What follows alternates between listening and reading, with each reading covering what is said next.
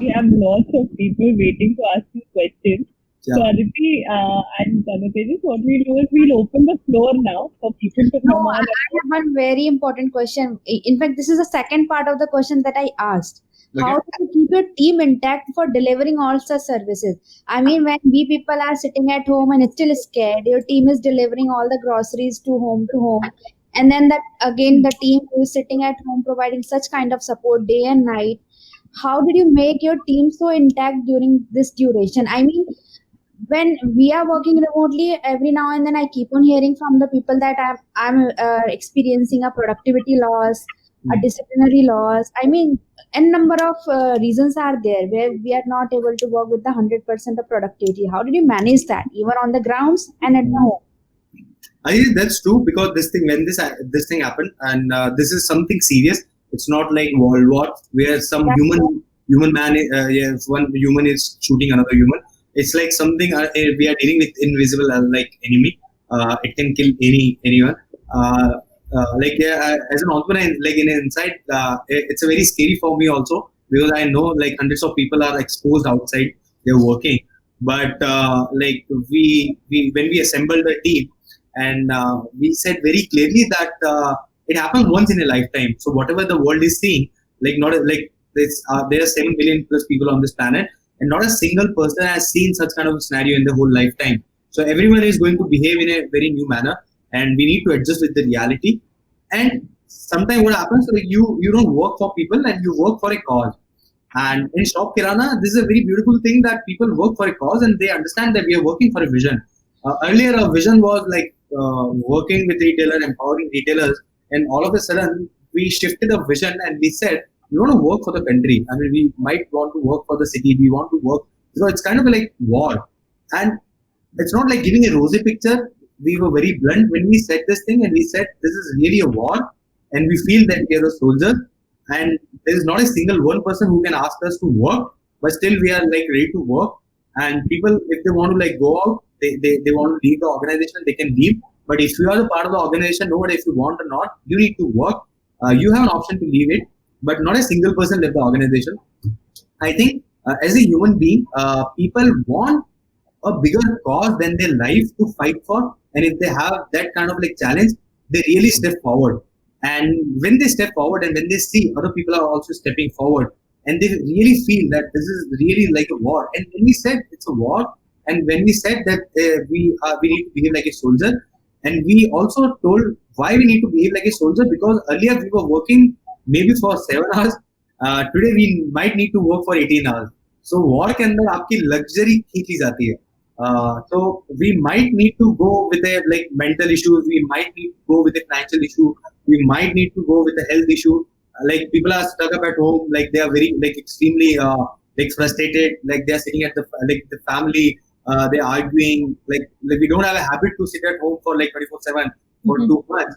And I understand these things that really happen and it affects the mental level. But the consequences of going outside is death, right? It's death.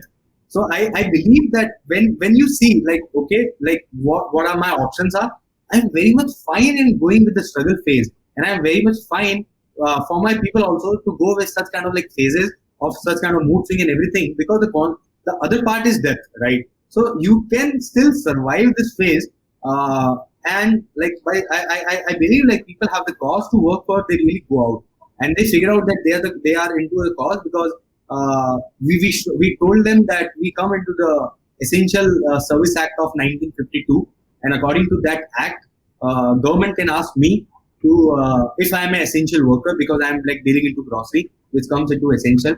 So if I say no, government has the responsibility and the authority to like put me behind bars like immediately for 14 days. It's not like and like yeah, today every day we need to report to government. Earlier, we used to report to in the terms of balance sheet, but today we are connected with government every single day. We are reporting to the Indian like local authorities how much order we are getting, how much we are delivering, what issues we are facing, how many issues at employee levels like people are facing, and the second thing which really worked us is about taking care of people. We have seen like people are like doing a cost cutting. We have seen like people are doing a transfer for PM funds. We are seeing people are doing like such kind of activities in Shop Kirana, we came up to mindset. Number one, I was not comfortable in transferring any amount to any kind of like social cause, to any social activities, because I said we have like enough people to take care of. We have like thousands of people working in shop kirana, and let's do voluntary cut in a salary. And so everyone did the voluntary cut in salary. And why they did the voluntary cut? Because the amount which we reserve from a voluntary cut, it's a safe into a employee relief fund, and we are going to use that amount for the person who might get affected because of the coronavirus, who might his family get affected because of the coronavirus. So everyone started like cutting down their salary so that that amount can be used for someone in shop kirana who might get affected, because as a humans we understand that people are on ground and they are working continuously day in and day out, and they are exposed to many people from the supplier, and they are like exposed to customer, they are exposed to like logistically. So we have taken the best case scenario also and the worst case scenario also. So I think like such kind, like showing such kind of empathy help people to still keep on working. It's up to That's you and your team. That's really amazing, because there are all these news going around of all companies donating a lot of money and then making huge layoffs. And this is a very good approach to have, I think, to, actually build a fund in-house for our own people. So, okay, let's open the floor now. We are Alright. really coming to an end. So, people who have questions, raise your hand. And there are some questions which I can go through in the meanwhile. Got So, it. anybody who wants to ask a question, please raise hand. It's on the right. You can see the raise hand feature. Please press that. But there was a very interesting question which was of Jio, and Jio Reliance is now planning to enter the same segment like Shop Kirana. Yeah. So, how are you planning to compete with conglomerates like Reliance and now Facebook? They have a whole nexus on ground basically. So, what is your strategy going forward? So I'll give two answers for this. One as a joke and one in a serious answer. So as a joke, I would say money don't solve all the problems, because money was there in India before also. पहले भी like Tata थे, रिलायंस थे, सभी थे, but फिर भी फ्लिपकार्ट को tiger global से पैसे लेके आना पड़ा. तो इट्स नॉट लाइक कि हिंदुस्तान में पैसा नहीं है, हिंदुस्तान में पैसा बहुत है. But like when we talk about Reliance, it's a third generation Reliance, but how much market share Reliance like converted into India? The whole modern retailer itself is like 6% market share. Still 92% is the unorganized, right? So money don't solve all the problems. No matter like how big investment you receive, it's about really solving a problem solves a problem. And like by adding on this joke is, I might say that I need to compete with Reliance, but ask Reliance. For Reliance, I don't even exist. So I don't want to put myself as a Reliance competitor, because there's a huge gap in terms of size and the value and the money and the power like the both the like people have. I mean, we are like operating into like 4 states. They are like they operate all of a sudden like into the whole like pan India and thing. Uh, I really don't like on a serious note, when it looks to the competition, I feel that it's going to be like very interesting space now. Why it's an interesting space? Because हम जो 5 साल से चिल्ला चिल्ला के बोल रहे थे, वो शायद लोगों को अब 6 महीने में समझ में आ जाएगा कि हाँ ये मार्केट है, सही में ध्यान देने वाला. Because now some serious players are there, like Facebook is investing into Jio, and Jio is now planning to do something with the like mom and pop stores and back end. And I also don't feel scared. I feel happy that now like we have a lot of people who have like a lot of big pocket, who are going to invest a lot of amount in changing the behavior into the market, which is going to help us a lot. Like when Udaan came, it helped us. Like Udaan was there in Jaipur before us, and when we reached to Jaipur, we do like 3x of the business of Udaan today. But Udaan was there, and Udaan had like bigger pocket than us. The only reason is like this segment is totally different. Like retailer, like it look easy कि हम retailer को consumer से connect कर देंगे, but जिसने शायद खुद किराना दुकान समझता है, उसको पता होगा कि एक retailer 100 लोगों से सामान लेता है और 100 different लोगों को सामान देता है, और उसके बाद में अगर कोई बात करे कि मैं तेरे को ऑनलाइन लेके आ जाऊंगा, like Grofers failed in this model because it's not easy to like change the behavior of a retailer to like practically do all the like GR, IR, आप जो भी स्टॉक आ रहा है 100 लोगों से आ रहा है, आप उसको टेक्नोलॉजी के थ्रू दुकान के अंदर करो, बारकोड से स्कैन करके हर एक का बिल बनाओ. And until unless the whole shops, like it's easy for a Nike, it's easy for Decathlon, it's easy for Spencer, it's easy for Reliance because they have end-to-end system connected, right? So अगर एक Reliance store के अंदर सामान out of stock है, तो उसके mother warehouse को पता लगता है, मदर वेयरहाउस से उसके सप्लायर को पता लगता है. That's how they fulfill. But how you are going to do this in retail store where they deal with hundreds of unorganized players and they sell to so many people that you are not even aware कि किसको कब बेचा, क्या बेचा, without bill बेचा, ये बेचा. So I think we are going to face a lot of competition. That's true, but their major target is B2C. Again, they want to like give a platform to the like consumers so that people buy it and they like retailers help them to deliver. And our model is B2B. So we want to stick to that model itself. कि हम शायद किराना वालों को ही supply देंगे हमेशा. Reliance is like going one step forward to supply to direct end consumer. So we have one more question. I think people are enjoying writing their questions instead of raising hand today. So here it is. Most of the startups follow a culture of raising funds, grabbing the market, and then selling the organizations like Flipkart, basically. So what's your opinion on this, and what are your plans for Shop Kirana? Sorry, I didn't get it. Like, what are the? So they're saying that captures markets, and organizations like Flipkart, which captured the market and sold it off to Walmart, for example. Yeah. And So the what's founder your- of it. Yeah. I felt sad, to be very honestly, because I was like, we had just one company who was fighting in India, right? And then it got sold to again the Walmart. As an entrepreneur, I feel sad. It pinch and it hurts a lot because we say that we have like 1.2 billion people. We say that we have like huge opportunity, and like foreign investors are investing into like India. Foreign companies are like capturing this market, and India is going to be like and it's going to be the one of the most important market. And I haven't seen. I mean, like whatever the things you use, you eat, or you like use as a cosmetic and all this thing, all of the things which we use is of a multinational company. It's not an Indian brand, and I don't see any Indian company who is still at the like global level, right? I mean, why we are unable to sell the soaps to the world? Why we are unable to sell like mobile phones to the world? Like Prime Minister Modi came up and said, हमको शायद आत्मनिर्भर करना चाहिए, India के products को like बनाना चाहिए. But I don't see any mobile operators in India, like mobile devices made by Indian. I don't see any Unilever, ITC like products are like in Indians, right? So there's something called मतलब देश भक्ति वाला कह लो या कुछ भी कह लो. It feels कि yes, like we haven't been approached in that manner. I would argue that it's not about like about every entrepreneur. It's about like someone.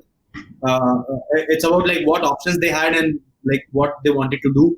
Maybe they wanted to build something so big so that they sold that something to in like billions of dollars and they become wealthy, and then they like do something else in their life. It's totally like up to the founders and entrepreneurs, I believe. But like for me, I personally, I don't want to like create something to sell off. I really want to like create something, and I believe that people should come up with this thought process that, I mean, it's crazy that people build something, then they sell that particular thing by thinking that they will have enough amount of money to do something in life. And when I see a company like Google and Amazon and like Alibaba and Apple, they created just one thing and they are buying everything in the world now. So I believe that entrepreneurs in India should also think about creating something which becomes such a huge profit making machine that they become the investing house, not they need to sell themselves off, right? Like Unilever is not caring about this pandemic. Unilever is not caring about like what's going to happen after 6 months, the way I'm caring, the way like startups are caring, the way like the biggest like startup like Udaan, the biggest like Flipkart is caring. Unilever don't care about this thing. Like Walmart don't care about this thing because every quarter they give huge profit. They care about after 5 years. They are worrying about what will happen after 10 years. So I think when you start worrying about like very long period of time, you build a very strong like company. And as an Indian like entrepreneur, I feel this part is missing, and it's only going to vanish once we create that kind of an organization. Still a very long way to go there. We Sure, have we one hand raised. Let's give Jay the opportunity to ask the question. So anybody else wants to raise hand, please raise hand. We have two more questions. Yes. Yes. This is Jay from Vizag. Just I would like to know why you have not scaled up beyond 4 states, and if you have plan for that, what is your mode of execution? Sorry, what you asked? What is your mode of execution? Like, how do you like to do that? If you are planning to do it in future, Like what the mode of education or more than execution? 4 states. Why Like four? you are scaling. You have right now in presence in only 4 states in India. Yes. So like when you launch a city, there's obviously like a list of things which you go and a checklist mark. The number one, the first thing was about like uh, how many competitors we have. So how many competitors in the sense. So when you see the cities which you are present into, you will see either a metro is there or a best price is there or a Reliance wholesale is there. So we believe if there is no competition, then we should not enter into that city because of the competition, we survive and we thrive and we come up with the biggest like milestone. So this is the very first factor. And second, when the cities which you are working on, when you map that cities on a like India map, you will see there's a circle which is happening, right? So it's into the center. For example, like Indore, Bhopal, Jaipur. When you go to the Lucknow, Agra, Meerut, Ahmedabad, Surat. So there is a circle, right? And we created this circle and we said because when you work in multiple cities, it might happen that one product is not available in one city. So can we pick one product from one city and deliver it to another city and still fulfill the city demand? So because of that strategy, we pick up these areas and how we educate these people, we have like extensive training materials. We use video conferencing also. We go there. Every department they have a head, and their heads becomes the trainer at that point of induction. Every person when they join, they go via induction program. It's 7 to 10 days of induction program. They understand about the company. Everyone like read about the vision, values, mission. They have to give a test also. And if the people are not passing the test, they are not allowed to go at the work. They again go back to the induction, and then there's a rigorous training which goes and back to back.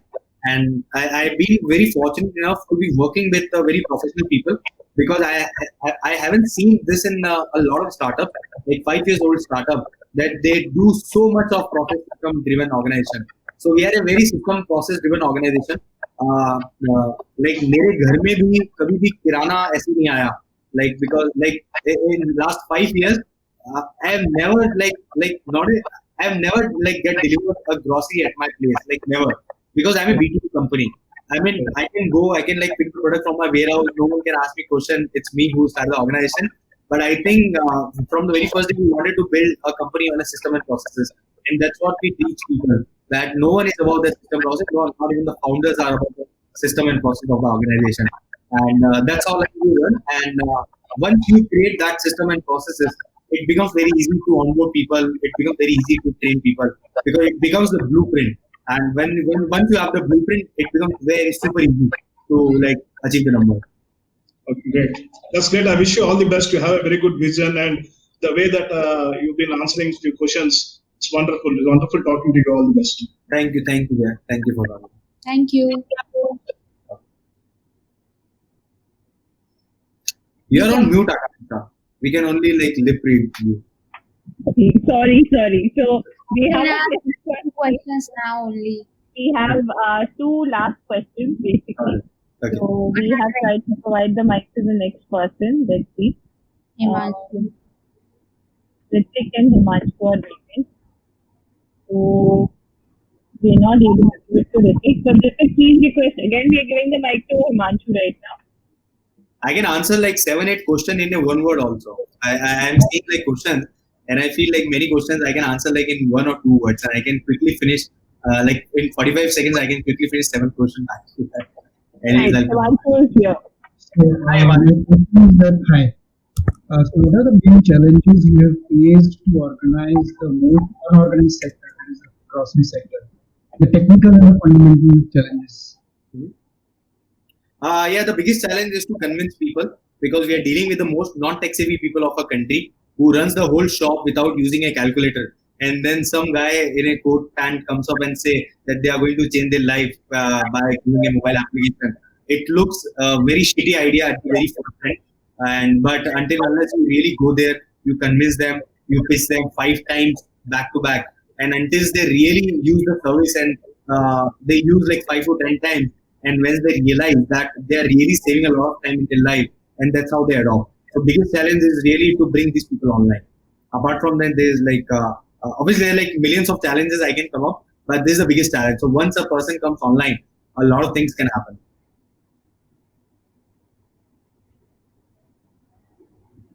Thank you. And I think that's all the raised hands now.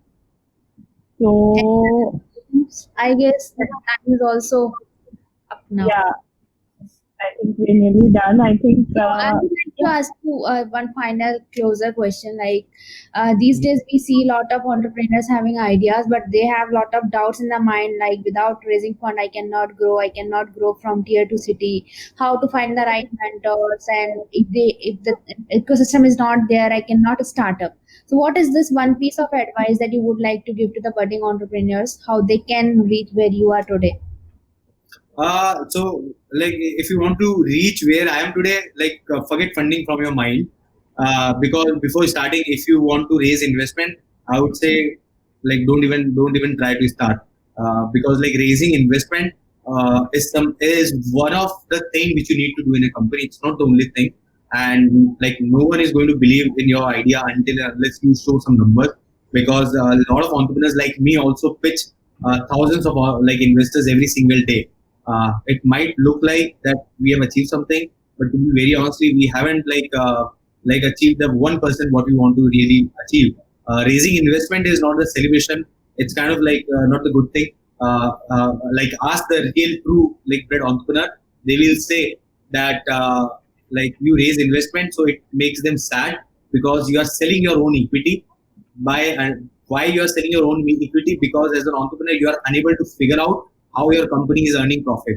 So you need a lot of amount of money to like scale in the market. So raising investment, it looks fancy because we see in media that everyone is raising investment, but like go in your neighbors and ask your friends. 99.99% of the people are failing, and unfortunately, media don't write about like failures. So the probability of failure is high than achieving a success. And the thought of raising investment is itself is a loser thought, because like it's not like we haven't seen a like phases where we were struggling from money. Like every entrepreneurs are going to face, uh, every company is going to face, a company like Reliance is facing now. They had to like cut down the like salary part and everything. So I think at the end of the day, it's about the entrepreneurship mindset that if you want to start a company because you want to raise investment and you want to look sexy on the media, then I think when the shit hits the like fan, you will be the very first person to shut down your own organization and go back and cry in the corner. But if your thought is not about raising investment, and if your thoughts like nobody like whatever it takes, so it's about like selling your house itself. If you can be comfortable in like sleeping on the footpath and still like wake up in the morning with a smiling on your face and go towards your vision, I think that kind of like thought process is going to get needed, not the funding part. So like fund is never the issue of like becoming successful. I never find fund is the issue. thank you so Thank you. much, Anutejas. It was I think I have been following you since I read about you for the first time on Robinhood. You know, Okay. there used to be Very, a very long forum time back. many years back, and Many it's years great back. to see your journey. You know, since then, and we had an amazing session, didn't we, Aditi? Yeah, yes, it's amazing. Still, people are here. I mean, Yeah, thank you very thank much, you. I Vijay, also for your enjoyed. time. Thank you, Tanu, for taking out time on this Thank Saturday. you. Thank you so much. We learned a lot. I guess everyone, please give us your feedback in the chat. Did you like the session? and join us for the next session as well. Thanks, Tanu. Thank you for inviting me. Bye bye. Take care. Stay safe, everyone. Thank Bye. you.